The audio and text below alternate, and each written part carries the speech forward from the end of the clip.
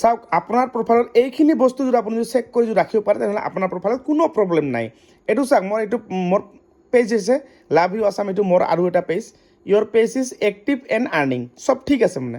আৰু এইটো ক'ত চেক কৰিব আপুনি, ইয়াতে বেক কৰি যাব, মই ডাইৰেক্ট ওলাইছিলোঁ, ঠিক আছে। এইটো আপুনি প্ৰফেচনেল ডেছবৰ্ডত যাব। প্ৰফেচনেল ডেছবৰ্ডত গৈ আপোনাৰ এই যে ওপৰত চাওক, ওপৰত এংগেজমেণ্ট, তাৰ লগত মনিটাইজেশ্যন, এই মনিটাইজেশ্যনত যাব, ক্লিক কৰিব।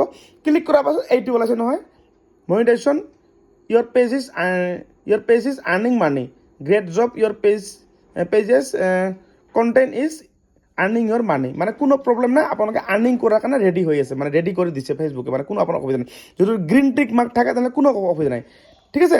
আপুনি ইয়াত টাচ কৰিব এবাৰ, টাচ কৰি কিনে চাব আপোনাৰ এই যে এনেকুৱা আহিব, এই যে যিখন চাবমিট দেখালোঁ, এইবিলাক যদি আপোনাৰ এক্টিভ থাকে, চাৰ লিখা আছে ইয়াতে your page is active and earning, যদি এক্টিভ কৰাটো লিখা থাকে তেনেহ'লে আপোনাৰ কোনো প্ৰব্লেম নাই, ঠিক আছে।